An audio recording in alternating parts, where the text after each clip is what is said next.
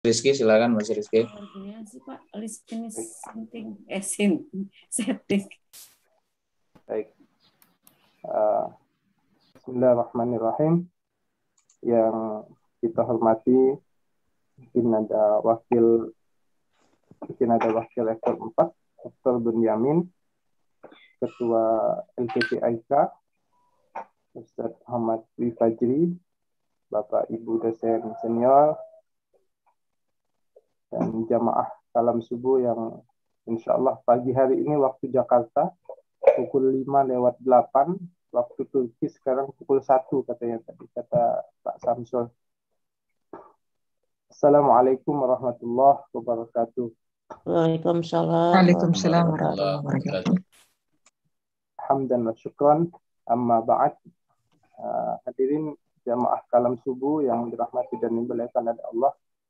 Bertemu lagi kita dalam munasabah halaqah atau majelis ilmu yang insyaallah diberkahi dan dirahmati oleh Allah. Pada hari ini kita kedatangan tamu istimewa yang akan memberikan kepada kita bagaimana kabar sebenarnya yang terjadi di Turki, bagaimana praktek keislaman. Ustaz Samsul, saya baru saja melihat tulisan antum di IDN Times tanggal 13 bulan 1 tentang bagaimana saya kira itu yang baru dirilis seperti Ustaz Samsul ya.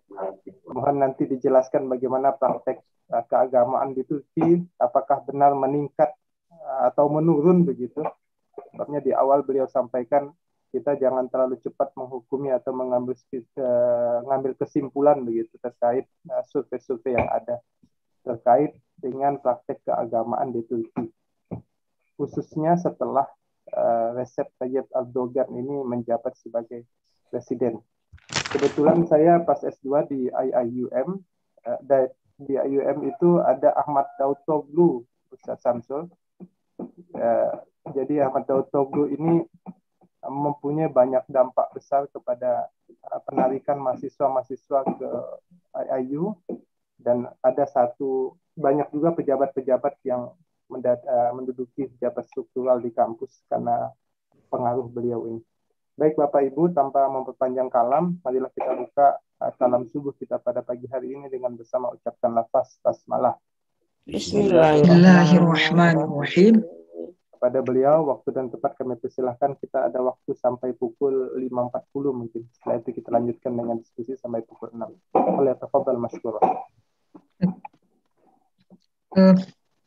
Saya izin share screen Pak, sebentar.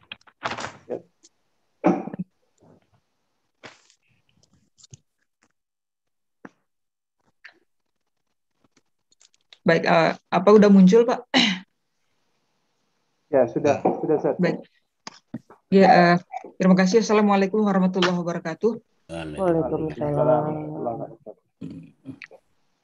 Innal hamdalillah nahmaduhu wa nasta'inuhu wa nastaghfiruh wa na'udzu billahi min syururi anfusina wa min sayyiati a'malina. May yahdihillahu fala mudilla lahu wa may yudlilhu fala hadiyalah. Asyhadu an la ilaha illallah wahdahu la syarikalah wa asyhadu anna Muhammadan abduhu wa rasuluh. Allahumma shalli wa sallim wa barik ala Muhammad wa ala alihi wa ashabihi wa man tabi'ahum bi ihsanin ila yaumiddin. Yang saya hormati Bapak Ayahanda Rektor Universitas Profesor Dr. Hamka, kemudian beserta para jajarannya. Yang kami hormati Bapak-bapak, Ibu-ibu di pengurus LPP AIK Hamka. Yang kami hormati Bunda Aisyah juga tadi yang hadir dalam pengajian ini. Yang kami hormati Bapak-bapak, Ibu-ibu dosen, adik-adik mahasiswa yang sama-sama yang berbahagia pada subuh hari waktu Jakarta dan dini hari jam 1:11 waktu Turki. Pertama, terima kasih atas kesempatan yang diberikan kepada saya pada subuh hari yang berbahagia ini untuk bersilaturahim dengan Bapak Ibu sekalian di dalam forum yang sangat mulia ini. Atas kesempatan diberikan kepada kami juga atas nama PCM Turki yang selama ini juga melakukan kegiatan-kegiatan baik online maupun offline. Pertama, ibu-ibu sekalian itu. Yang kedua yang ingin saya klarifikasi bahwa izin juga memang saya sudah mulai mendekati masuk musim dingin puncak, belum turun salju sekarang, habis kita lepas pada musim panas, mau nanti saljunya turun bulan 12, bulan 1, bulan 2. Tapi dinginnya sudah terasa, maka kostum saya pun saya agak pakai baju hangat sekarang di rumah gitu, jadi izin mungkin tidak bisa pelong batik seperti itu misalnya, karena memang agak terasa dingin Bapak sekalian. Langsung dari Turki yang ngajarnya. Kemudian yang kami tema yang sampai ke kami gitu ya, kepada Pak Amir yang telah mengkontak lewat PA bahwa diminta untuk kita berbicara atau menyampaikan pengantar diskusi pada pagi hari yang berbahagia ini terkait dengan Islam di Turki. Saya sempat merenung kira-kira dalam sudut pandang apa kita akan membahas terkait dengan Islam di Turki ini sesuai dengan semangat kajian kita subuh hari yang berbahagia ini. Saya mencoba menerka-nerka sehingga dalam slide saya ke depan ini kita akan berbicara dalam sudut pandang pengalaman kesehariannya, kemudian dalam sudut pandang bagaimana pendidikan Islam yang diintervensi oleh program-program pemerintah akhir-akhir ini. Juga barangkali sedikit terkait dengan Islam politik di Turki dan bagaimana Turki menjadi kekuatan regional di Timur Tengah bahkan Eropa pada hari yang berbahagia ini, pada akhir-akhir ini gitu. Tapi sebelumnya Bapak Ibu sekalian, ayah bunda sekalian, izinkan saya awalnya dulu berkampanye tentang ada kebiasaan yang dibiasakan oleh Rasulullah SAW ketika malam, katanya di dalam riwayatnya sebelum tidur, yaitu beliau membiasakan membaca surat Al-Mulk. Itu terrecord di dalam hadis yang sampai kepada kita bahwa beliau menyampaikan ada suatu surat dari Al-Quran yang terdiri dari 30 ayat dan dapat memberi syafaat bagi yang membacanya sampai dia diampuni oleh Allah Subhanahu wa taala. Surat itu yaitu Tabarakalladzi biyadihil mulk. Yang dimaksudkan itu adalah surat Al-Mulk sebanyak 30 ayat, dan memang hadis-hadis terkait dengan surat Al-Mulk ini sangat masyhur, dan saya tidak mengutipnya dalam kitab hadis ini, tapi saya kutip dari blog satu dari blog Muhammadiyah, kemudian Forum Perguruan Tinggi Aisyah dan satu dari Rumah Isyok. Bapak Ibu sekalian, kita mulai dari pengalaman sehari-hari keislaman di Turki. Pertama, bahwa di Turki tentu sebagaimana kita ketahui bahwa kebanyakan itu adalah bermadhab Hanafi. Ada juga di sebagian wilayah katanya itu bermadhab Syafi'i gitu. Jadi kadang kita ditanya karena kelihatan wajah orang Indonesia, Anda Syafi'i ya gitu. Dia ngomong ke saya ketika kita misal ketemu di masjid, ya untuk kepentingan misal ngobrol-ngobrol saya iyakan saja gitu. Tapi misal kepentingan diskusi dengan teman yang agak serius, kita bilang saya tidak berorientasi pada satu mazhab gitu kan, katanya gitu majelis tarjih gitu. Jadi saya ngomong begitu. Ada juga yang terus, bagaimana caranya gitu. Jadi kita iyakan saja untuk agar tidak rame gitu. Tetapi Bapak Ibu sekalian, secara ini juga uniknya di Turki itu jamaah itu terbiasa menunggu sholat di masjid, menunggu azan di masjid gitu. Taruh misal satu komplek itu misal masjidnya ini 15-20 orang gitu. Yang saya temui gitu ya, 15-20 orang misalnya jamaah rutin di masjid itu yang melakukan sholat di situ. Nah, sebagian besar dari 15-20 orang ini menunggu azan di masjid gitu, terutama dari sholat maghrib ya, kemudian asar, subuh ya, subuh, zuhur, asar, maghrib gitu, isya, mungkin subuh agak ini, tetapi selain daripada subuh itu mereka membiasakan subuh di maghrib. Kemudian sholat subuh diakhirkan gitu. Ada fikih juga yang kita pernah dengar bahwa memang mazhab Hanafi itu mengakhirkan. Jadi prinsipnya mereka azan subuh 30 menit. Jadi sistemnya itu kita lihat kapan akan mereka laksanakan subuh. Umumnya kita lihat jadwal matahari terbitnya gitu. Jadi mereka akan azan subuh 1 jam sebelum matahari terbit gitu. Jadi jadwal fajarnya itu sudah 45 menit datang sebelum itu gitu. Tapi mereka azan subuhnya 1 jam sebelum matahari terbit dan sholatnya nanti 30 menit sebelum matahari terbit gitu. Lazimnya seperti itu gitu. Kemudian sama dengan kita gitu, ada sholat tarawih 20 rakaatnya, kemudian 8 rakaatnya juga gitu ya. Tapi di masjid-masjid besarnya mereka laksanakan 20 gitu. Dan uniknya di situ memang kunut subuhnya itu ya dilaksanakan sebelum ruku gitu ya.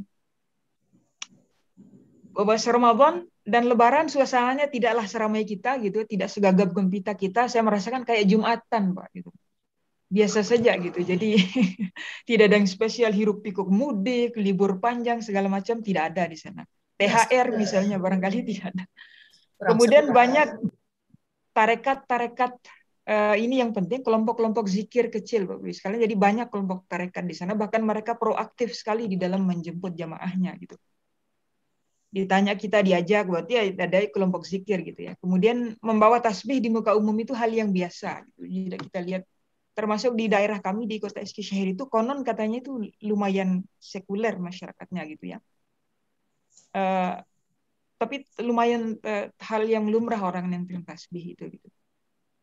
Kemudian ini yang penting juga bahwa ada namanya kelompok Islam ya, organisasi Islam juga berbasis ke Islam ya. Namanya itu Majelis Risalah An-Nur gitu ya. Jadi kalau Risalah An-Nur ini adalah kitab yang dikarang oleh Badi'uz Zaman Said Nursi ya. Kemudian dalam novelnya Habibur Rahman El-Shirazi Api Tauhid itu menggambarkan sosok Badi'uz Zaman Said Nursi ini mengarang kitab yang namanya Risalah An-Nur. Nah, murid-muridnya sekarang itu mengkaji kitab ini gitu dan menamakan Majelis Risalah An-Nur. Kemudian sudah ekspansi dalam tanda kutip Indonesia gitu. Ada mengirim ke sana, membentuk kelompok kajian ke sana, bahkan mereka masuk S3 di sana membahas tafsir ini kitabnya. Kemudian Jamaah Sulaimaniyah juga mendirikan pondok tahfiz banyak di Indonesia gitu. Kelompok-kelompok itu yang dekat secara kultural dengan ini ya, kelompok-kelompok zikir gitu, seperti itu. Kemudian Bapak Ibu sekalian, izinkan saya menyampaikan sedikit tentang pendidikan Islam di Turki gitu ya. Bukan dalam pengertian pendidikan Islam sebelum masa Erdogan, tidak ada. Ada misal perguruan tinggi Islam, tetapi yang unik itu adalah berawal dari visi Presiden Erdogan yang mengatakan bahwa salah satu tujuan kami itu adalah untuk membentuk generasi saleh dan di Turki yang mayoritas Muslim yang akan bekerja untuk membangun peradaban baru gitu. Barangkali ini kita hal yang biasa gitu, barangkali tokoh-tokoh politik di dunia Islam yang lain, di tokoh-tokoh politik juga hal yang seperti itu. Tetapi apa eksekusi empiris yang dilakukan oleh pemerintah yang sekarang untuk memajukan itu?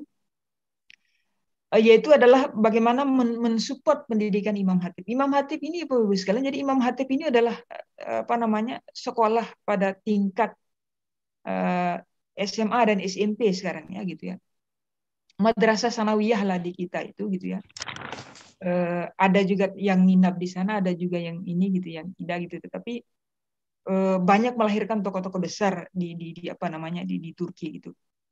Jadi Erdogan mendukung banyak mengalokasikan anggaran untuk pendidikan ini selama 10 tahun terakhir gitu. Dalam rentang 2018 sampai 2016, 2008 sampai 2016, ini laporan yang dilakukan Reuters gitu. Jadi hampir 1/4 dari total biaya SMA itu diberikan untuk Imam Khatib, padahal Imam Khatib ini hanya 11% dari total SMA-nya gitu ya. Dan ini bisa kita datanya di sini. Jadi salah satu visi pendidikan Islam Erdogan itu benar-benar dieksekusi dalam hal anggaran dan pembangunan sekolah Islam Imam Khatib ini gitu ya. Jadi dari 2018 itu di bawah 1.000, katakanlah 500 ya gitu. Angkanya itu di bawah 500 gitu. Kalau kita lihat di chart 2008 itu 2018 itu di atas 4.000 gitu. Jadi dia menambah kuantitas itu tentang sekolah. Jadi memang untuk melahirkan generasi-generasi yang dalam tanda kutip diinginkan itu, atau generasi-generasi Islam sesuai dengan cita-citanya itu ya. Pendidikan itu adalah syarat mutlak gitu. Salah satunya keberpihakan terhadap Imam Khatib ini gitu. Ini tapi level sangat muda mereka SMP dan SMA. Kemudian pelajaran teori evolusi Darwin ya, ini yang membuat rame ya, diprotes oleh kubu-kubu oposisi dan teman-teman sekuler di Turki itu bukan di level semua pendidikan ya, tetapi di level pendidikan dasar gitu, karena memang dianggap itu belum sampai anak-anak itu untuk diajarkan evolusi Darwin pada umur seperti itu gitu ya. Dan ini sempat rame ya oposisi, kemudian ini tapi itu ini gitu ya, ini dikeluarkan dalam pelajaran itu sekelumit tentang pendidikan Islam gitu. Tapi kalau misal intelektual Islam diskurs segala macam yang terjadi di universitas ya, sebagaimana jalan di kita gitu ya, di Indonesia juga memang karakter pendidikan perguruan tinggi Islam di Turki gitu ya relatif samalah dengan kita gitu, terbuka dan seterusnya dengan pendidikan Islam di Indonesia, maksudnya Universitas Islam Negeri di Indonesia gitu. Intelektual Islamnya bagaimana intelektual diskurs di sana itu relatif ini. Tapi yang kita bicarakan tadi tentang pada level Imam Khatib. Nah, terkait dengan bagaimana kekuatan kultural Islam di Turki itu memang kalau misal kita mau serius mengkaji secara akademis, bagi bapak-bapak yang ini ya, yang membidangi ini, Pak Amir misalnya terkait ini, silakan mungkin ini makalah standar yang berbicara tentang bagaimana dia membandingkan antara Gulen Movement, kemudian Muhammadiyah dan Nahdlatul Ulama. Jadi bagaimana kekuatan kultural Islam di Turki dan Indonesia gitu ya. Gulen Movement ini juga agak sensitif bagi pemerintahan Turki, Pak, karena memang oleh pemerintah Turki dicap sebagai yang mendalangi kudeta ya, Fethullah Gulen itu gitu. Tapi kita tidak masuk ke sana karena memang ini isu politik dalam negeri orang lain gitu. Dan kita juga tidak mau terlibat ikut menghakimi mereka, tetapi saya menyampaikan dua judul makalah yang bisa kita jadikan rujukan standar ketika kita mau membandingkan antara kekuatan kultural Islam di Turki dan Indonesia, dan dua makalah ini melakukan itu gitu. Jadi menurut Van Bruynesen itu tahun 2004 Greg Barton itu ya, saya ini kutip dari dua secara garis besar yang dilakukan di makalah di atas, bahwa memang perbedaan mendasar antara Gulen Movement dan Muhammadiyah itu pertama secara struktur gitu. Kalau di kita kan satu dunia orang tahu Pak Haidar itu ketua, kemudian bahkan Majelis Tabligh PWM Banyumas, PWM Jawa Tengah atau PDM Banyumas, misal orang tahu gitu, share saja di internet gitu. Jadi terbuka gitu. Nah, kalau tidak seperti itu dengan Gulen Movement gitu. Strukturnya kita nggak tahu gitu, bahkan pengikut-pengikut reguler tidak tahu, kemudian pemilihan rutin ya, kemudian keterbukaan ya, kemudian asetnya itu juga mereka atas nama pribadi pimpinan, kemudian nah ini yang menarik menurut dia ya, tentang international orientation. Jadi ini dikeluarkan tahun 2004, katanya dia Muhammadiyah nampaknya tidak terlalu memiliki visi tentang international orientation gitu, karena memang dia membandingkan Gulen Movement ini dari banyak negara gitu ya, membangun sekolah di sana, ini di sana gitu ya. Hanya saja PCM Turki belum lahir saat itu, mungkin penelitinya ini belum tahu bahwa sudah ada Muhammadiyah di Turki, karena memang PCIM Turki lahir 2016 di Turki gitu, sehingga tidak terrecord dalam datanya dia gitu. Padahal memang Muhammadiyah juga melalui PCM Turki juga kita dalam tanda kutip ingin melakukan internasionalisasi Muhammadiyah melalui gerakan-gerakan PCIM itu. Tapi memang dia melihat bagaimana ekspansi amal usahanya itu gitu. Meskipun ada tidak sepenuhnya benar juga, karena memang sekolah-sekolah Gulen yang dianggap sebagai sekolahnya dia di luar negeri itu tidak sepenuhnya amal usaha dalam konteks Muhammadiyah gitu.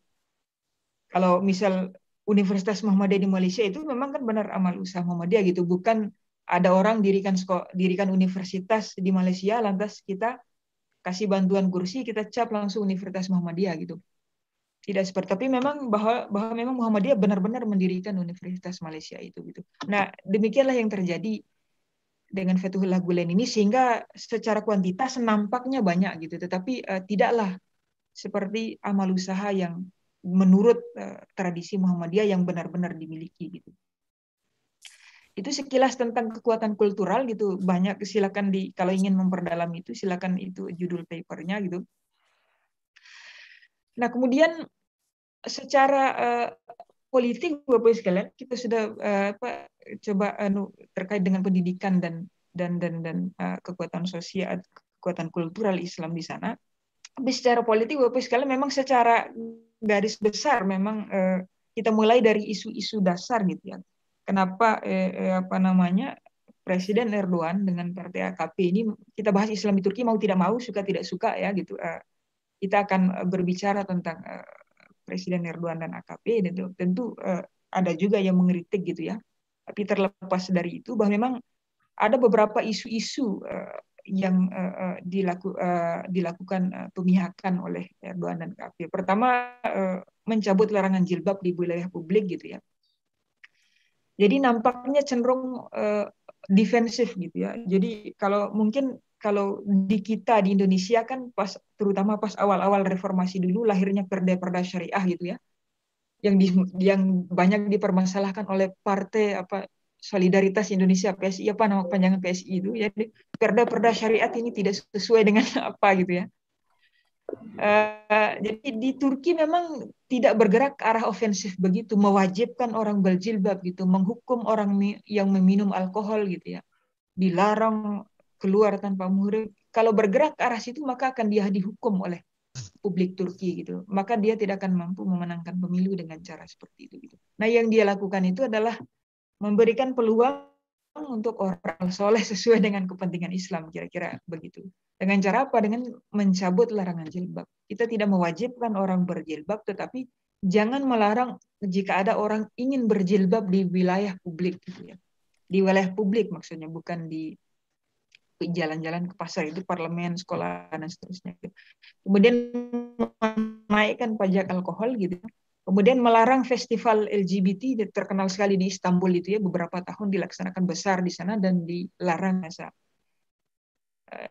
Erdogan. Kemudian membangun banyak sekolah Imam Khatib sebagaimana yang kita sampaikan tadi. Kemudian membangun banyak masjid gitu. Yang terakhir kemarin itu di monumen Atatürk yang Times Square di kota Istanbul itu, kemudian sangat dilekat dengan kenangan Atatürk di sana, dibangun oleh Erdogan masjid besar di sana gitu ya. Kemudian yang terakhir konversi Hagia Sophia, yang secara pribadi pun saya tidak sangka itu sampai segagap gempita itu di live-kan oleh stasiun televisi di Indonesia gitu. Tapi memang di balik penaklukan Hagia Sophia itu mungkin orang melihat bahwa memang kota Konstantinopel itu akan ditaklukkan oleh umat Islam. Sebaik-baiknya pemimpin adalah pemimpinnya, sebaik-baiknya pasukan adalah pasukan yang menaklukkan itu. Sehingga memang dalam secara tekstual gitu ya, jadi apa yang dikatakan oleh Nabi itu terlaksana di dalam penaklukan itu Konstantinopel. Barangkali sejarah yang berada di balik itulah kemudian yang membuat konversi Masjid Hagia Sophia itu yang ringan-ringan, yang wilayah simbolis dalam tanda kutip yang dilakukan oleh keberpihakan Erdogan pada isu-isu Islam yang simbolis seperti itu. Tapi izinkan juga saya menyampaikan bahwa memang selain daripada para jemaah sekalian, selain daripada hal-hal simbolis seperti itu gitu, jilbab, membangun banyak masjid gitu ya, kemudian melarang festival LGBT gitu kan. Kelompok Islam juga di Turki gitu ya, bergerak kepada wilayah-wilayah empiris kebutuhan sosial ekonomi bagi masyarakat Turki gitu. Karena memang untuk dua perdana menteri dan satu pemilihan presiden itu tidak mungkin didapatkan secara gratis hanya melalui orasi-orasi dan keberpihakan simbolik tadi gitu. Harus masuk dalam merespon kebutuhan-kebutuhan empiris ya, sosial ekonomi masyarakat Turki gitu. Turki menjadi negara pendonor kemanusiaan tertinggi ya, 2 tahun berturut-turut, 2017 dan 2018 gitu. Jadi partisipasinya terhadap isu-isu bencana nasional di luar negeri itu sangat tinggi gitu. Kemudian membangun rumah sakit, memperbaiki fasilitas kesehatan gitu. Jadi visi bernegaranya itu sangat terasa gitu ya di kalangan masyarakat gitu. Kemudian membangun banyak teknopark gitu. Teknopark itu ya tempat bersilaturahimnya triple helix of innovation, elemen dari triple helix of innovation, visi pemerintah gitu, kemudian peneliti ya, akademisi dan pasar gitu. Dan memang sangat terasa sekali visi triple helix of innovation daripada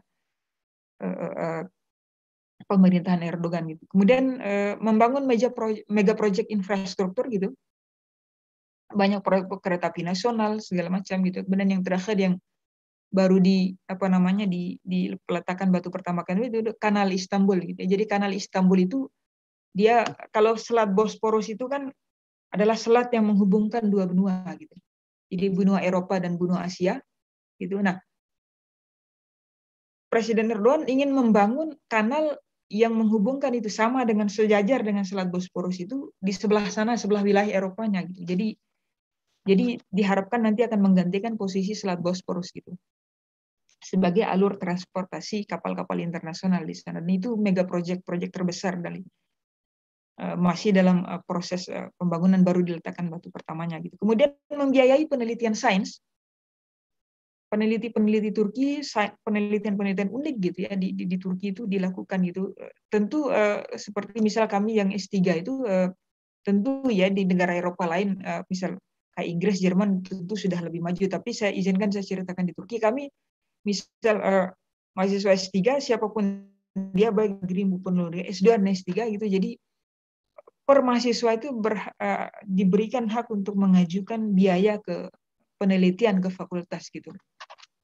Dibiayai dari situ gitu. Dan dibiayai dari penelitian negara gitu. Tentu besarnya bervariasi gitu. Tapi memang mendapat hak mahasiswa untuk itu gitu. Dan memang selain dari penelitian di kampus, nah penelitian di luar kampus, banyak penelitian sains yang didanai oleh Erdogan, termasuk penelitian strategis nasional gitu sudah ini. Kemudian proyek teknologi unggulan itu dibangun, drone Turki ya, sudah sering kita baca di mana-mana itu drone militer Turki terutama merubah peta konflik di Libya dan Nagorno-Karabakh gitu ya. Jadi Nagorno-Karabakh itu awalnya yang diduduki oleh Armenia, tetapi karena kekuatan drone Turki membantu tentara Azerbaijan merebut itu gitu. Kemudian helikopter militer, mobil listrik nasional gitu. Proyek jet tempur. Intinya bahwa Partai Islam itu dalam pandangan masyarakat Turki mampu merespon permasalahan-permasalahan empiris ya, kebutuhan empiris gitu. Selain daripada kemajuan ekonomi dan politik. Dan ini secara garis besar saya katakan bahwa keberpihakan pada isu-isu dasar warga Turki yang mayoritas Muslim di sana, keberpihakan pada isu sosial dan ekonomi gitu kan.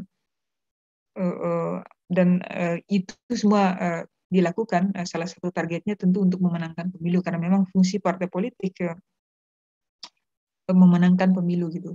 Kenapa saya sampaikan ini? Karena memang penting juga nanti apa yang harus kita pelajari dapat kita pelajari dari Turki gitu.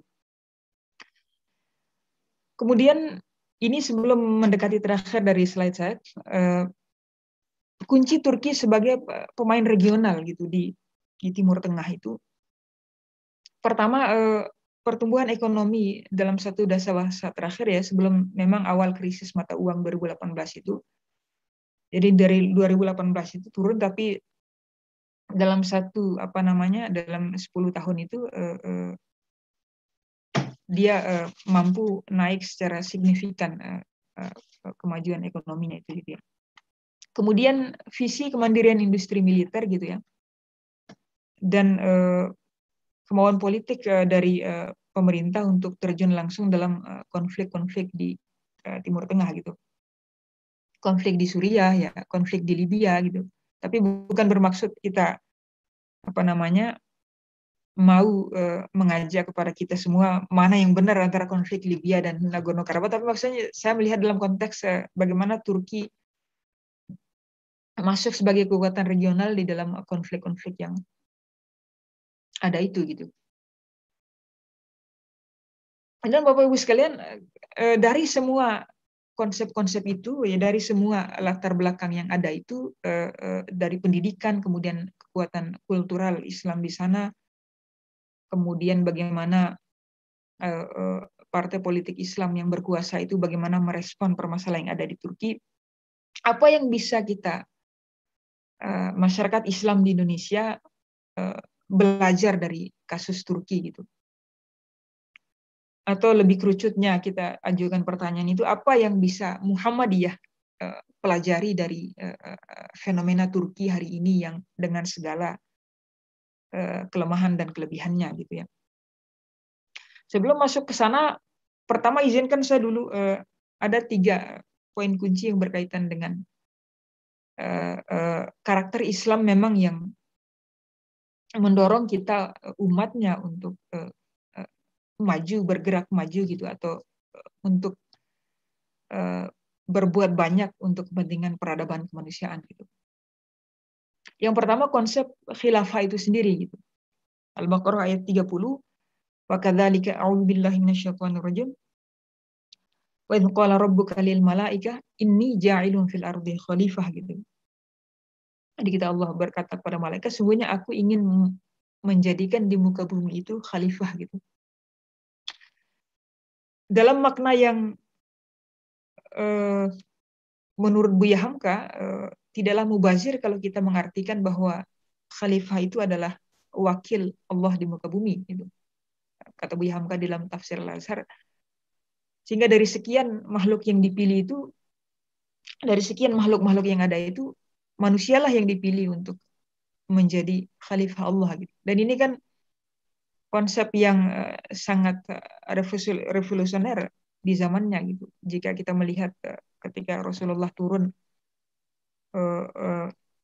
yang alam pikiran masyarakat itu di sana terjadi persinggungan antara doktrin umat Islam, umat Kristen dengan Trinitas, bahwa manusia dosa sejak lahir gitu, atau pertemuan alam pikiran Yunani yang menganggap bahwa manusia itu objek iri hati dari para dewa gitu. Nah, sehingga konsep khalifah fil ardh sejak Rasulullah diturunkan sampai hari ini masih relevan, mendorong kita untuk maju gitu. Kemudian konsep ummatan wasatwan gitu, wa kadzalika ja'alnakum ummatan wasatwan. Jadi kita didaulat oleh Allah Subhanahu wa taala itu umat pertengahan gitu, umat yang adil dan pilihan gitu. Litakunu syuhada 'alan nas, agar kita bisa bersaksi untuk sekalian manusia. Wa yakuna rasulu 'alaikum syahida. Dan yang ketiga itu adalah konsep khairu ummah gitu, yang sering kita sampaikan oleh dai-dai Muhammadiyah gitu. Kenapa kita menjadi umat pilihan itu? Karena 3 klausul kunci yang kita lakukan gitu. Ta'muruna bil ma'ruf wa tanhauna 'anil munkar wa tu'minuna billah. Bapak Ibu sekalian, apa yang harus mampu kita pelajari dari Turki dan dengan sendirinya menjadi tantangan umat Islam di Indonesia itu sendiri gitu. Pertama secara kultural Bapak Ibu sekalian, karena kita bicara tentang kultural.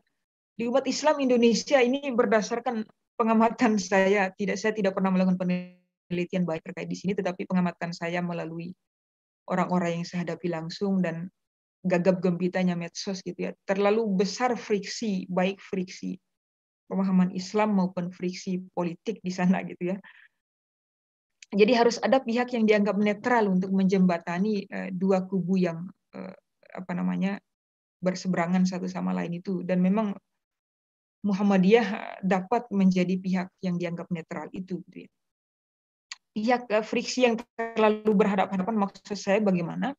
Misalnya pihak antara Islam dan bukan Islam, kemudian anti NKRI dan NKRI gitu. Termasuk misalnya di satu sisi ahlu bidah gitu ya, di sisi yang lain itu tidak Nusantara gitu. Jadi terlalu tajam friksi di masyarakat terkait itu gitu ya, mulai pada level elit-elitnya, dari ceramah para elitnya, kemudian sampai kepada saling bully pada level jamaahnya yang di grassroots gitu.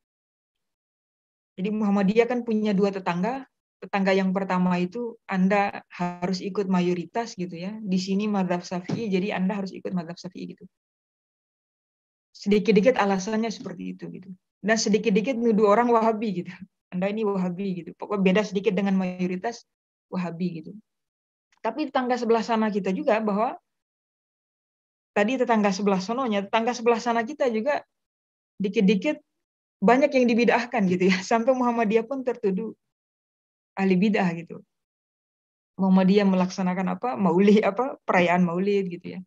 Nabi Rasul. Nah, itu terlalu tajam perbedaan itu dan mudah-mudahan Muhammadiyah bisa menjadi golongan yang dianggap netral menjembatani itu dalam pemahaman keagamaan, termasuk dalam friksi politik itu tadi antara NKRI dan bukan NKRI, komunis dan bukan komunis gitu, tidak membela Islam dan membela Islam gitu. Mudah-mudahan Muhammadiyah mampu hadir di situ untuk menjadi pihak yang dianggap netral. Maka Muhammadiyah kalau mengkritik orang jangan juga barangkali ya, itu saya juga termasuk di medsos kadang berlebihan juga kita mengkritik, mungkin mengkritik dalam kadar yang bisa merangkul gitu. Kemudian berlapang dada dalam perbedaan.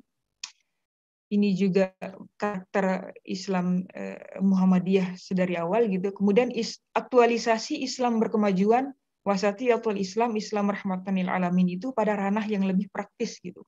Bukan hanya pada ranah retorika, pada ranah simbolis gitu ya.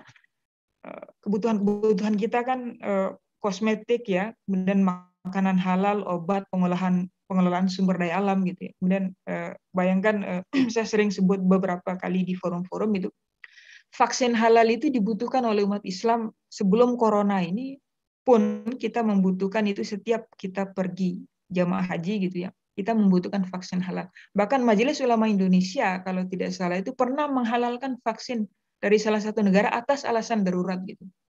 Nah, saya tidak mau mengajak berdiskusi pada wilayah fikih terkait darurat dan tidak daruratnya gitu. Tapi memang secara keseluruhan dunia Islam memang belum mampu memproduksi vaksin halal sendiri gitu. Tidak ada satu negara muslim yang mampu menjadi pemain vaksin.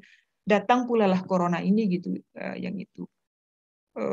Siapa yang dalam proyek-proyek penelitian yang jauh dari aktivitas politik itu yang melakukan itu? Apakah memang Muhammadiyah mampu mengemban beban yang begitu berat itu gitu? Tapi setelah tentang vaksin, maksud saya beban penelitian tentang vaksin. Tapi setelah ini kemudian Turki juga sudah memproduksi vaksin nasionalnya gitu. Mungkin Indonesia besok-besok sudah memiliki nasionalnya gitu. Dan memang ini menjadi isu, harusnya menjadi isu inherent karena memang kita membutuhkan vaksin di dalam itu gitu.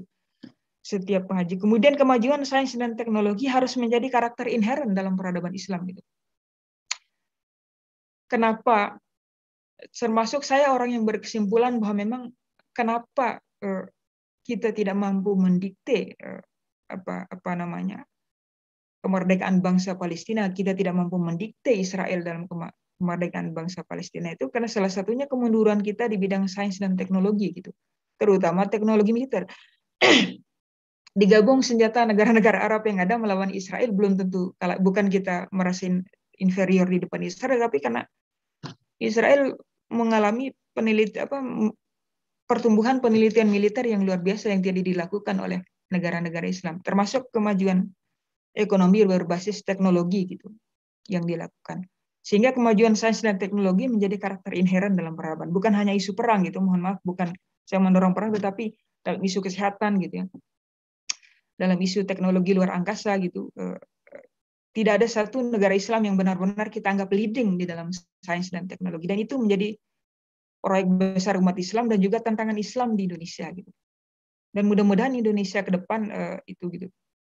Kemudian partai politik Islam di Indonesia, tokoh-tokoh politik Islam di Indonesia harus punya visi bernegara yang berbobot gitu. Tidak hanya selesai pada pakai baju kuku kemana-mana gitu, kemudian perayaan Maulid datang ke kiai-kiai, salaman, soan ke kiai-kiai, selesai gitu. Tetapi visi bernegara, bagaimana mereka merespon kesehatan, bagaimana isu-isu sosial, bagaimana menaikkan ekonomi gitu. Itu harus mereka bergumul di situ sebagaimana politik di luar negeri gitu ya. Dan memang harus jujur kita katakan pemimpin yang benar-benar lahir dari kader partai politik Islam yang kita anggap berbobot itu belum banyak gitu untuk mengatakan untuk menghindari perkataan tidak ada gitu. Kemudian kemandirian militer ini juga harus menjadi tantangan bagi kita selain daripada pendidikan Islam gitu ya. Kita pendidikan madrasah kita, pendidikan sains di level madrasah itu kemudian kita harus pertajam itu. Terakhir Pak, ini fungsi PCIM ya, PCIM Turki Bapak Ibu sekalian dalam periodisasi kami 2020-2022 ini. Pertama kami sebagaimana yang saya sampaikan, kami berusaha untuk memasyarakatkan Islam wasatiyah gitu ya, Islam berkemajuan dalam pengalaman Indonesia kepada masyarakat Turki dan masyarakat akademik di Turki gitu. Kami melakukan penerjemahan buku-buku, bukan buku baru buku ya, satu buku Ayahanda Haidar Nasir yang berjudul Memahami Ideologi Muhammadiyah itu kemudian kami terjemahkan ke dalam bahasa Turki. Mudah-mudahan dibaca oleh masyarakat Turki. Kalaupun tidak dibaca semuanya, minimal daftar isinya dibaca gitu. Kami terjemahkan dalam bahasa Turki dengan harapan ada ide dan pikiran Muhammadiyah. Kemudian kami melakukan seminar-seminar juga terkait bulan Februari kemarin tentang Islam wasatiyah. Insya Allah akan ada lagi. Kemarin pembicaranya Ayahanda Profesor Dr. Abdul Mukti berbicara tentang wasatiyatul Islam dalam Indonesian Experience. Kita panel dengan profesor dari Turki gitu. Kemudian kedepannya juga kami ada satu atau dua seminar yang berkaitan dengan Islam wasatiyah dan juga berkaitan dengan Triple Helix of Innovation di Turki gitu. Jadi kita menginginkan ada simbiosis, ada take and give antara Indonesia dan Turki di dalam isu-isu keagamaan maupun isu-isu sosial ekonomi dan teknologi. Mudah-mudahan ini bermanfaat. Selanjutnya saya kembalikan kepada moderator. Baik, terima kasih Ustaz Samsul atas pencerahannya, hikmah-hikmahnya, ibrohnya, pelajarannya sudah sampaikan kepada kita. Banyak sekali saya kira pelajaran yang bisa diambil. Baik, baik Ustaz Samsul, sudah ada yang raise hand Pak Fahman ya, tapi tadi ada Bu Mas Hati kayaknya. Bu Mas Hati ada ya? Jika belum bersuara kita berikan waktu kepada Bang Fahman, silakan. Baik. Mungkin Pak Samsul boleh ditutup dulu share screen-nya. Baik Pak. Oke. Sudah. Terima kasih Mas Moderator, Mas Fajri, para pimpinan universitas, wakil rektor dan Bapak Ibu sekalian yang hadir dalam Zoom pagi ini. Semoga dirahmati oleh Allah Subhanahu wa taala. Assalamualaikum warahmatullahi wabarakatuh. Waalaikumsalam warahmatullahi wabarakatuh. Ada dua hal yang ingin kita gali. Sepertinya ada pancingan yang menarik apa yang disampaikan oleh Ustadz Samsul tadi. Ustadz Samsul ini sebetulnya adalah kabid dakwah, mantan kabid dakwah di BPIMM, kebanggaan kita sebetulnya. S2-nya di ITB, kemudian lanjut kuliah di Turki. Mudah-mudahan bisa lulus kembali ke Indonesia berkiprah. Amin. Yang pertama, kami juga dari unsur Fakultas Ekonomi, yang ingin kita pelajari adalah gimana caranya Turki itu yang tadinya kita lihat keterpurukan Turki pada masa akhir masa awal sebelum Erdogan terpilih. Kita lihat sektor apa yang menjadi concern utama Turki ini sehingga ekonominya mencuat. Kalau kita perhatikan bahwa di Turki kan sudah semakin banyak, jarang sekali kita temui bahwa rumah ya. Kita lihat juga perekonomian masyarakat begitu luar biasa, gaya hidupnya juga semakin meningkat. Nah, kira-kira sektor apa yang menunjang sektor utama yang di luar militer tadi yang menunjang perekonomian Turki itu sehingga semakin dirasakan oleh masyarakat. Terus yang kedua, bagaimana Turki mengembangkan nasionalisme Turki menjadi etos kerja. Kalau kita lihat bahwa pada masa kejayaan Turki Utsmani kan sampai ke Indonesia itu, kita lihat di masjid-masjid itu ya sebetulnya logo negara Turki itu kita perhatikan. Bahkan Partai Masyumi, Partai Bulan Bintang sebetulnya mengadopsi dari simbol-simbol Turki kalau kita perhatikan gitu ya. Nah, kira-kira seperti apa? Kita minta ingin mendengarkan share dari Ustadz Samsul. Terima kasih, Mas Moderator. Baik, terima kasih. Baik, Ustaz Samsul, biar terakomodir beberapa pertanyaan, kita undang lagi Dr. Endang Surahman, silakan. Terima kasih. Assalamualaikum warahmatullahi wabarakatuh. Waalaikumsalam warahmatullahi wabarakatuh. Ustaz Samsul yang saya hormati, rekan-rekan peserta pengajian Kalam Subuh yang saya banggakan. Saya terkesima sekali ya mendapat penjelasan tentang Turki. Dan rasa-rasanya kalau 1 jam juga Ustaz Samsul bercerita tentang Turki, maka saya tidak akan bosan mendengarkannya. Alhamdulillah. Kenapa? Karena saya pernah umroh lewat Turki itu aja. Nah, di balik yang dijelaskan tadi tentang kekuatan Turki itu, menurut saya ada yang perlu dijelaskan khusus untuk saya yang sangat awam dengan pengetahuan tentang Turki. Di balik kekuatan keberpihakan Erdogan terhadap masalah agama dan keagamaan, maka sesungguhnya ada kekuatan lain yang bisa menentukan Turki, keberlangsungan Erdogan, dan juga barangkali di setiap negara, itu kekuatan militer. Kebijakan apapun di satu negara, kalau tanpa didukung militer, pasti itu tidak akan berjalan. Dan di saat Erdogan itu di demo ya, mau di di kudeta, saya kira kalau militer itu kompak, ya habislah Erdogan itu. Tapi ternyata kan hanya segelintir anggota militer yang menentang Erdogan. Itu dalam pemahaman saya. Nah, kira-kira kekuatan apa yang ditanamkan oleh Erdogan terhadap militer sehingga militer ini sangat berpihak kepada kepada Erdogan ya. Walaupun satu pemimpin negara didukung masyarakat ya, di saat moncong-moncong tang militer itu kemudian diarahkan ke istana, yang lengser juga lah, kira-kira kan begitu. Yang kedua, saya mohon pandangan Ustadz ya tentang Turki dan Indonesia. Turki ini kan berangkat dari usaha melawan sekuler ya. Sehingga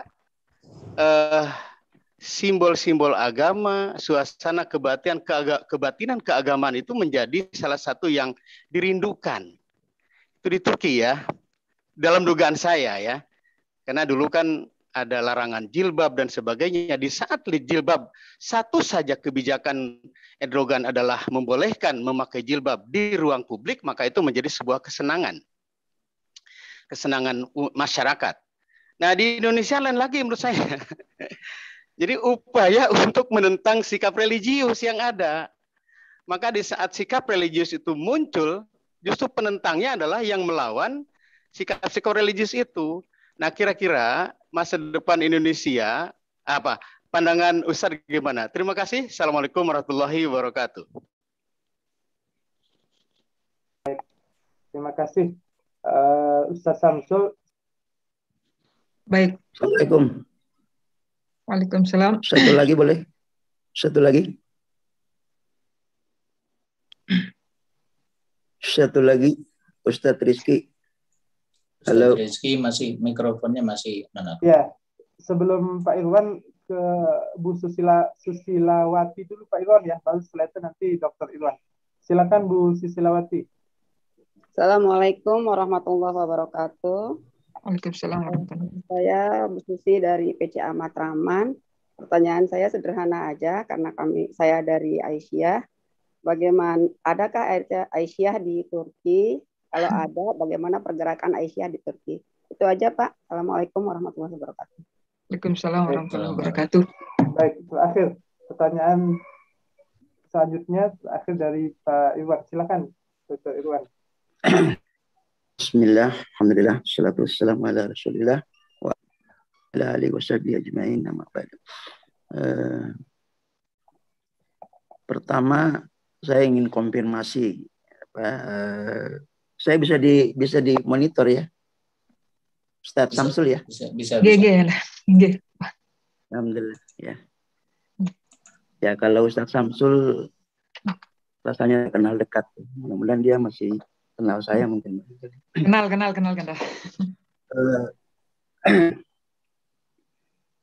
Pertama dari aspek kultural ya. Pandangan saya sementara keberhasilan Erdogan menurut hemat saya pertama karena memang secara kultur ya masyarakat Turki itu punya sejarah panjang terhadap Islam ya. Meskipun saya membaca beberapa latar belakang etnis mereka tidak persis Arabis ya, Arab itu, tetapi Zazirah gitu.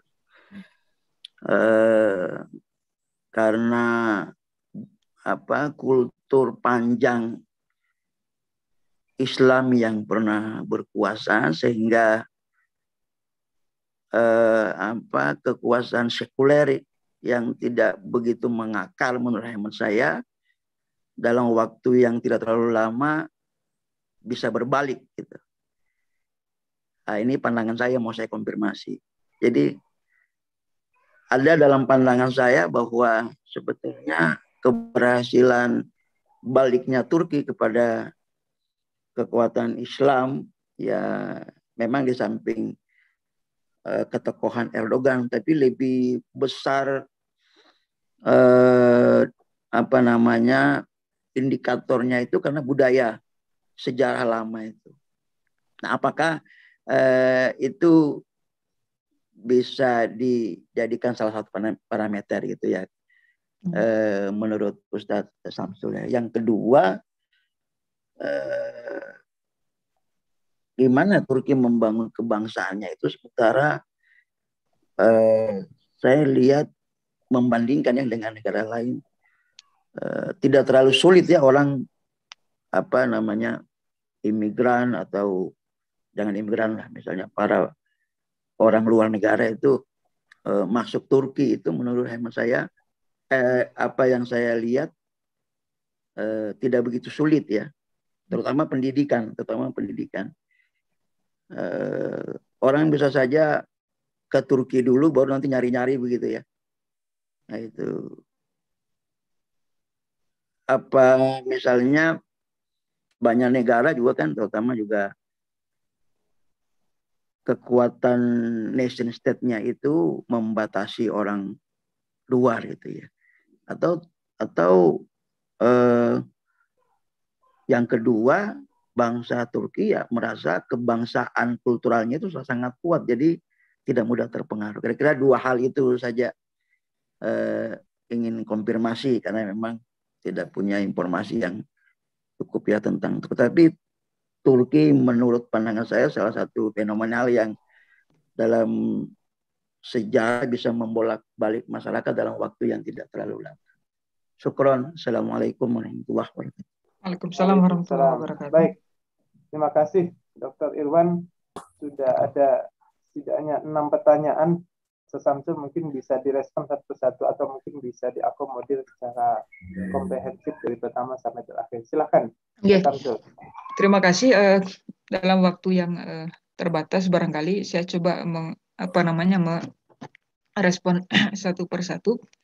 Pertama bahwa memang kalau kita perhatikan bagaimana cara Turki bangkit di bidang ekonomi itu pertama. Karena memang salah satu karakter itu berdasarkan penelitian dari para peneliti bahwa memang salah satu karakter negara yang mengandalkan eksploitasi sumber daya alam itu, baik sumber daya alam pertanian maupun sumber daya alam pertambangan itu kan pertama memang mereka sangat mengandalkan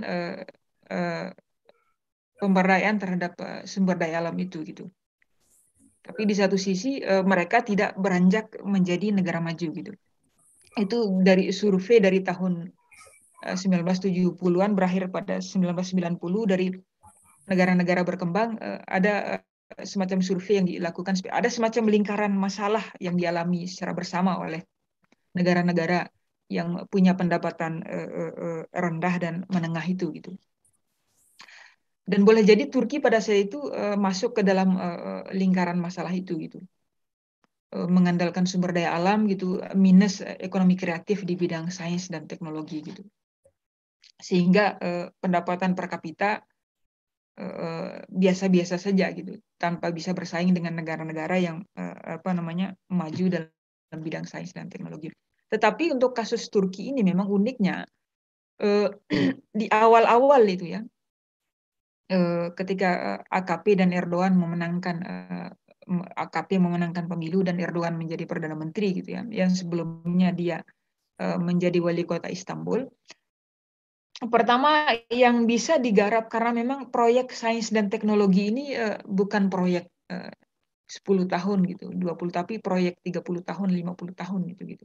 Tapi yang bisa digarap dalam waktu jangka pendek itu adalah mereka membuild up ekonomi gitu ya, pertanian gitu.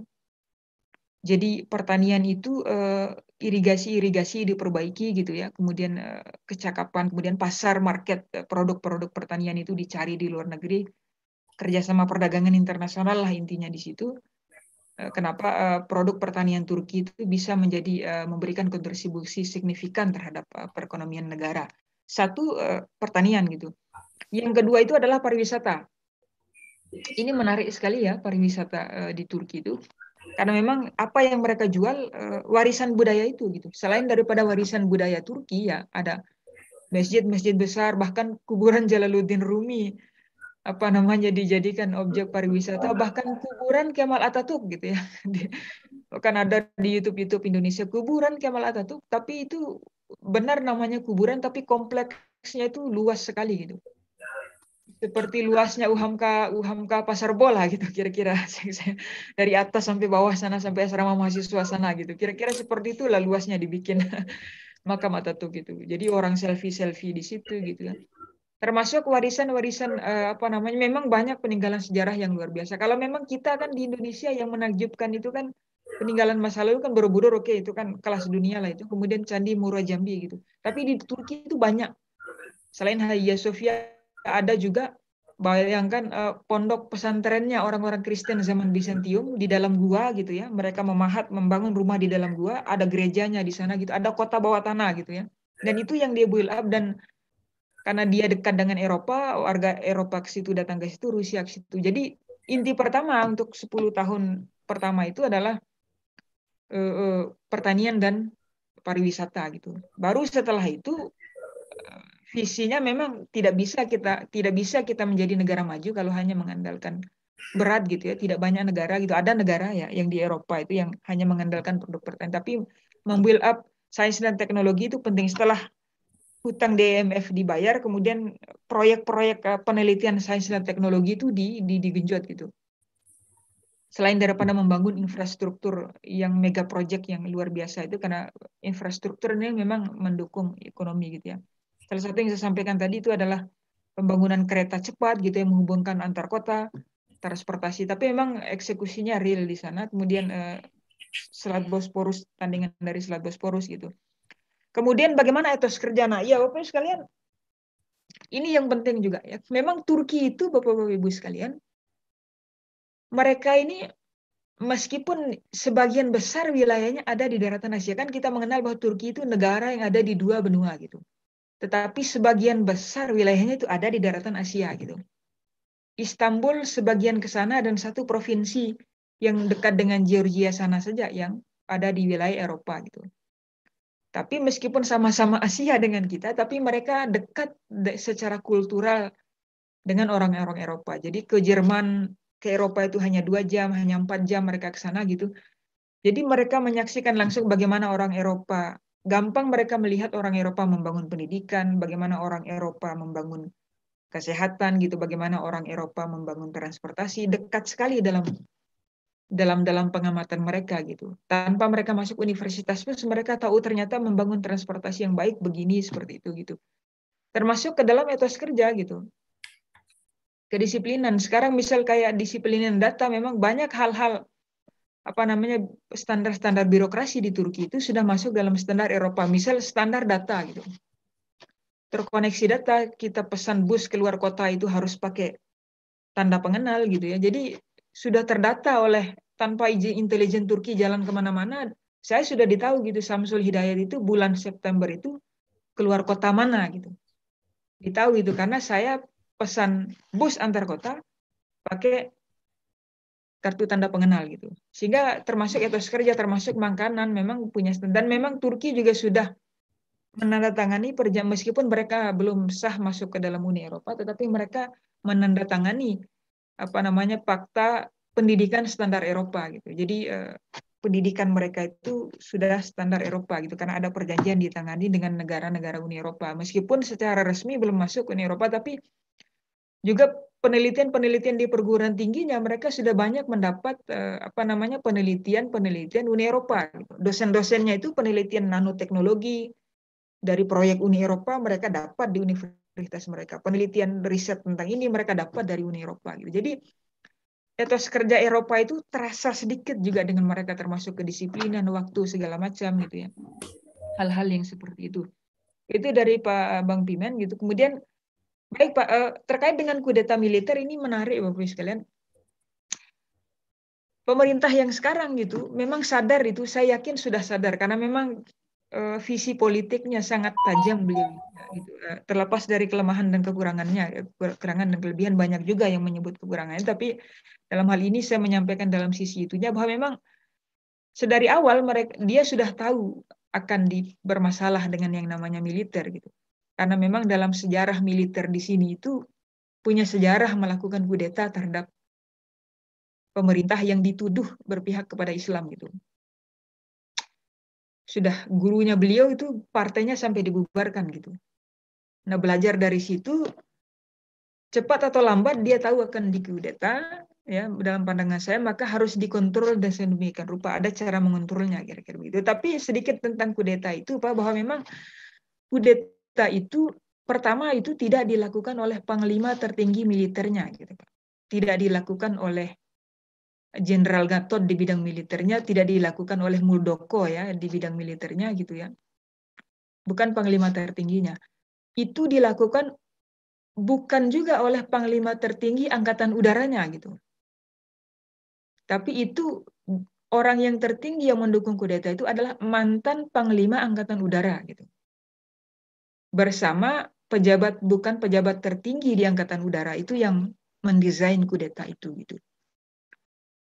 Sehingga tertuduhlah tokoh eksekusinya itu militer-militer angkatan udara itu, kemudian tokoh spiritualnya oleh pemerintah di sini mengatakan bahwa yang ulama yang ada di Amerika itu gitu. Terlepas dari isu itu. Dan selepas dari itu Pak, karena memang militer di sini punya sejarah melakukan hal yang seperti itu, maka dia tahu dengan cara seperti itulah dalam ketika kita baca berita itu ribuan Pak dibersihkan dari situ gitu. Setelah peristiwa kudeta itu yang terindikasi bla bla bla itu ditepak gitu. Dan banyak merekrut tentara-tentara muda. Termasuk dari generasi-generasi Islam yang alam pikiran Islam itu tentara-tentara situ banyak direkrut. Peremajaan tentara yang satu visi dengan yang sekarang itu ini gitu dilakukan gitu. Itu terkait dengan itu, terkait dengan militer Turki. Kemudian bagaimana pertanyaan yang tadi, bagaimana dengan kondisi Indonesia? Justru terjadi kebalikan antara Indonesia dan Turki. Misalnya di sana itu simbol-simbol Islam semakin nampak gitu, di Indonesia malah ada. Tapi memang pro kontra itu selalu ada Pak gitu ya. Pro kontra itu selalu ada. Di sini juga pro kontra itu selalu ada gitu. Terkait dengan pro terhadap isu Islam dan tidak terhadap isu Islam gitu. Dan memang kalau di Indonesia kan memang dakwah kultural itu sangat kuat kan gitu, karena ya sumbangan dari semua pihak, pendidikan di pondok pesantren, pendidikan di madrasah-madrasah, pendidikan di sekolah-sekolah Muhammadiyah gitu ya. Yang menyebabkan dakwah Islam itu tanpa direncanakan oleh pemerintah sekalipun akan berjalan dengan sendirinya akibat upaya-upaya kultural dari tokoh-tokoh agama kita gitu, dari ustadz-ustadz kita gitu. Tapi tidak di Turki, tidak demikian gitu ya. Itu makanya saya bilang secara politik yang menjamin itu adalah bagaimana visi bernegara dari tokoh-tokoh politik Islam itu yang akan menjaminnya gitu. Kalau misalnya visi bernegara kita selesai pada level mengurus hal-hal simbolik misalnya, caleg-calegnya misal pakai baju koko, kemudian jalan ke pondok pesantren pada saat perayaan Maulid misalnya. Kemudian setelah Lebaran adakan halal bihalal. Kalau misal Islam hanya dimaknai pada level itu oleh tokoh-tokoh politik Islam kita di Indonesia, maka jangan harap juga Islam mampu memenangkan hati masyarakat Indonesia. Jangan harap mampu menggolkan presiden lah gitu ya dari kadernya gitu. Seperti itu. Itu jaminannya bahwa memang masuk kepada isu-isu empiris kebutuhan sosial ekonomi masyarakat gitu.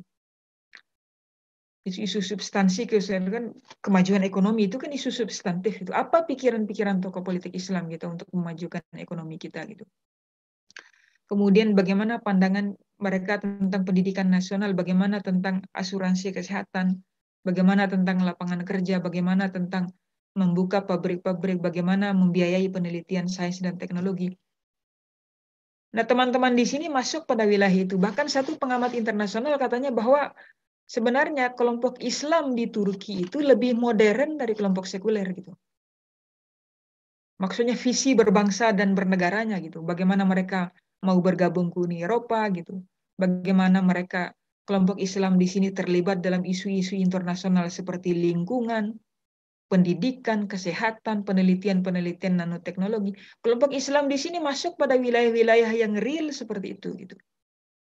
Nah, kalau jaminan untuk kita di Indonesia, ya politik-politik Islam di Indonesia juga harus masuk pada wilayah-wilayah itu gitu, agar mampu memenangkan hati rakyat Indonesia gitu. Dan sejauh ini seperti itu kita tidak mengerti apa ke depan, tetapi karena dari 2018 sampai 2021 ini ekonomi Turki turun, jadi memang nampaknya sudah ada sedikit kejenuhan bagi masyarakat, karena memang di sini juga bukan hanya isu agama yang tetapi isu lapangan kerja gitu.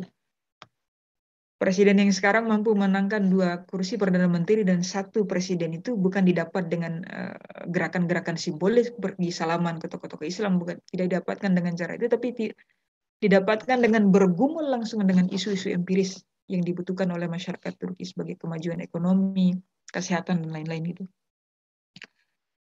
Kemudian itu masa depan Indonesia, tentu maka saya bilang dakwah tetap harus dilakukan oleh Muhammadiyah dan tantangan itu tetap selalu ada. Orang yang nyinyir itu dari sejak zaman Nabi sampai zaman lusa akan tetap selalu ada. Orang yang nyinyir, hanya saja dulu nyinyir tidak di medsos, sekarang nyinyir di medsos itu saja gitu. Jadi tidak perlu kita khawatir tentang itu. Muhammadiyah harus tetap dengan dakwah amar ma'ruf nahi mungkar. Biarkan nyinyir itu berada pada posisinya masing-masing gitu. Kemudian Bunda Susilawati, adakah Aisyah?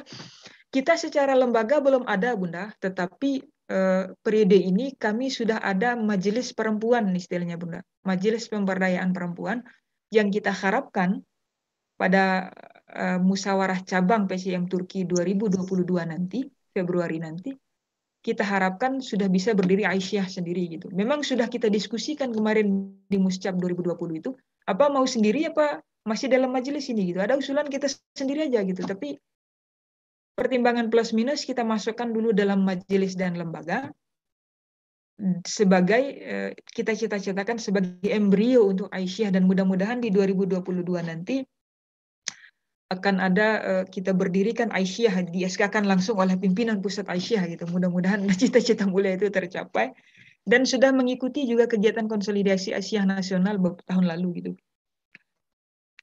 Kemudian Bang Irwan Badila, alhamdulillah masih kenal Bang gitu. Bukan anak-anak DPP YMM yang suka jalan-jalan ke asrama UHAMKA itu. Pasti itu. Tahu Bang Irwan Badila. Kemudian Islam berbalik, iya memang ada gelombang itu Bang gitu ya. Tetapi sekali lagi bahwa memang Turki Utsmani ini kan masih didapat oleh generasi kakek mereka gitu. Jadi anak-anak Turki yang hidup sekarang itu, kakek mereka itu merasakan hidup di zaman Utsmani gitu. Jadi kakeknya mereka itu mendapat langsung cerita dari kakek mereka terkait dengan Utsmani itu. Jadi bukan sejarah itu bukan mereka baca dari buku gitu, tapi diceritakan oleh orang yang hidup gitu.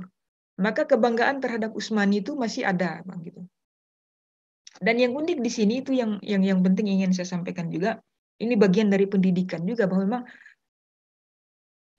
jadi sejarah Utsmani kenapa tetap melekat itu ya. Sejarah kemenangan Utsmani itu dijadikan libur nasional gitu. Mungkin tidak kebayang bagi kita di Indonesia ini hari libur nasional kan kita pada hari kesaktian Pancasila gitu ya, hari G30 SPKI gitu ya. Kita tidak pernah terbayang menjadikan hari libur nasional itu kemenangan Majapahit, Singasari mengusir tentara Mongol pada saat itu. Kan ada ekspedisi tentara Mongol yang ingin menaklukkan Nusantara kan, dilawan oleh kerajaan Singasari pada saat itu. Dan menang kerajaan Singasari kan, diusir kan, Mongol itu tidak berhasil menaklukkan Singasari kan gitu. Pulang mereka gitu. Sampai jenderalnya dihukum di sana gitu. Dan dalam sejarahnya itu kan itu cikal awal berdirinya Majapahit gitu ya. Tidak terbayang bagi kita menjadikan kemenangan Singosari terhadap bangsa Mongol itu sebagai libur nasional gitu. Nah, Turki dijadikan itu, Bang. Jadi kemenangan Muhammad Al-Fatih menaklukkan Konstantinopel tanggalnya itu 14 Mei atau 15 Mei itu dijadikan libur nasional oleh mereka, perayaan nasional oleh mereka. Hari nasional gitu, hari besar nasional. Bukan hanya perjuangan kemerdekaan, padahal itu kemenangan sebelum Turki modern lahir gitu.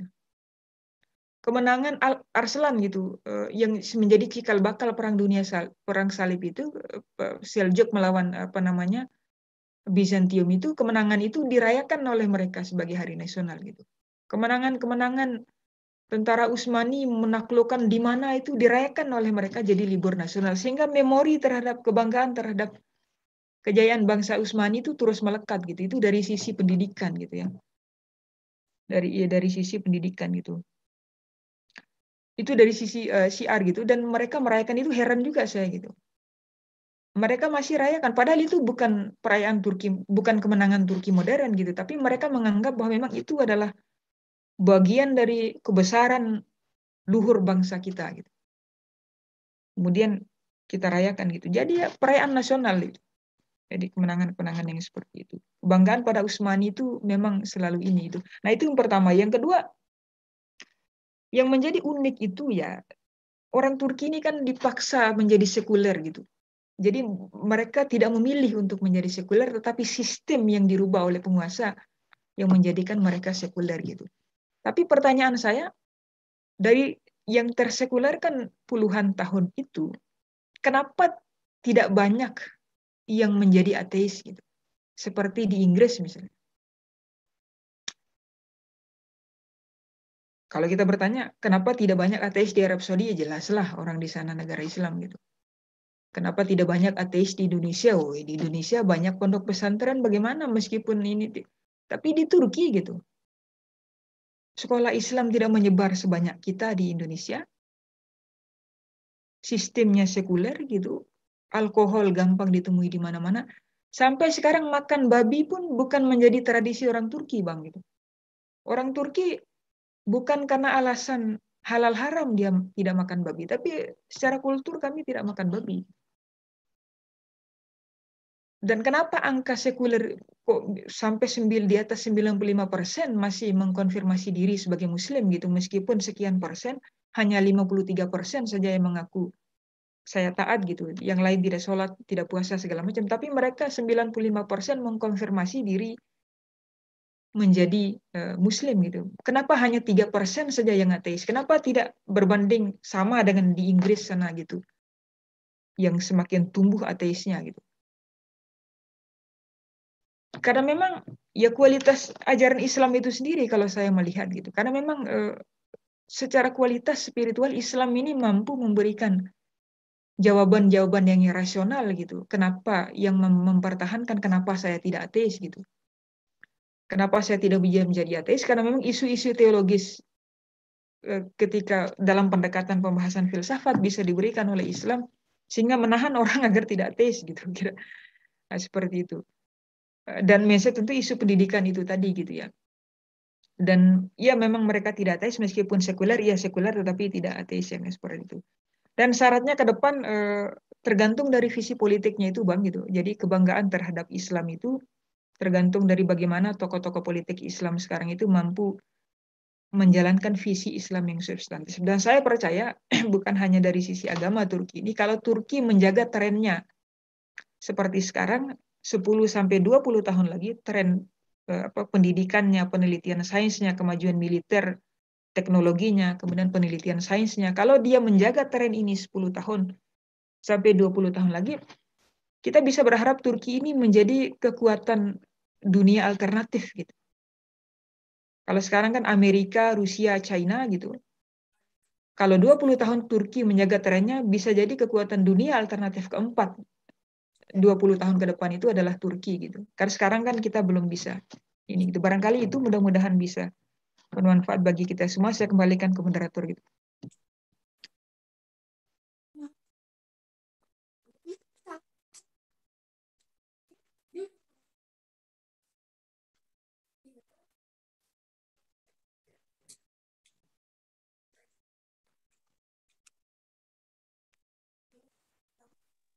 Moderatornya kemana? Kemudian apakah di Turki ada koruptor? Ada, tentu di mana-mana itu ada gitu ya. Kemudian bagaimana penanganannya? Mungkin penanganan dari sisi hukum barangkali gitu ya. Saya tidak banyak update terkait dengan apakah hukuman mati ada di sana apa tidak gitu. Tapi memang tentu lumayan disiplin terkait dengan hal-hal penegakan hukum di Turki gitu. Mereka disiplin dalam hal-hal itu gitu. Baik, Pak Samsul. Nggih, Pak. Baik, sudah cukup Pak Samsul? Nggih, Pak, sudah cukup, Pak. Cukup. Ya, baik. Mohon maaf tadi izin minum sebentar. Baik, Bapak Ibu, terima kasih. Ya, kalau nggak minum nanti nggak kurang fokus begitu nanti mendengarkan disampaikan oleh Ustaz Samsul. Terima kasih sekali lagi. Ini hangat banget sampai jam 6:30. Semoga bermanfaat dan saya kira semoga apa-apa yang baik bisa kita terapkan di Indonesia. Kalau ada istilah itu al-muhafadzah 'alal qadimis shalih wal akhdhu bil jadidil aslah. Yang baik-baik diambil, yang buruk ditinggalkan. Yang lama-lama baik itu dijaga, kemudian juga diteruskan, dikonsistenkan, diistiqomahkan, dan yang buruk-buruk kita tinggalkan. Gitu mungkin, terima kasih sekali lagi. Semoga nanti kita, kata satu hirin ini, nanti semoga kita bisa berziarah silaturahmi ke Turki begitu atas izin Allah. Terima kasih sekali lagi, kita tutup dengan bersama ucapkan nafas hamdalah. Alhamdulillahirrahmanirrahim. Terima kasih Pak. Assalamualaikum warahmatullahi wabarakatuh. Waalaikumsalam warahmatullahi wabarakatuh. Terima kasih Ustaz Samsul. Nggih Pak, Bunda. Selalu sehat. Terima kasih Ustaz Samsul. Siap. Terima kasih. Nggih. Assalamualaikum. Waalaikumsalam warahmatullahi wabarakatuh. Harus istirahat. Ustaz Samsul udah jam 2 malam di sana ya. Udah setengah tiga di sana. Udah setengah tiga. Ustaz Samsul, sehat-sehat di sana Ustaz Samsul. Siap Pak Wakil Dekan. Mantap dah Ustaz Samsul ini. Siap Pak Wakil Dekan. Kita tunggu di Turki Pak Wadat. Aduh, siap. Tanya dekat MK nggak di situ daerahnya? Gimana Bu? Gimana? Dekat MK nggak? Dekat Mahkamah Konstitusi nggak? Itu di Ankara sepertinya Bu. Gimana Bu? Ada yang bisa ini? Nggak, soalnya ke sana karena kan ada kerjasama Pak. Nggih Bu. Iya.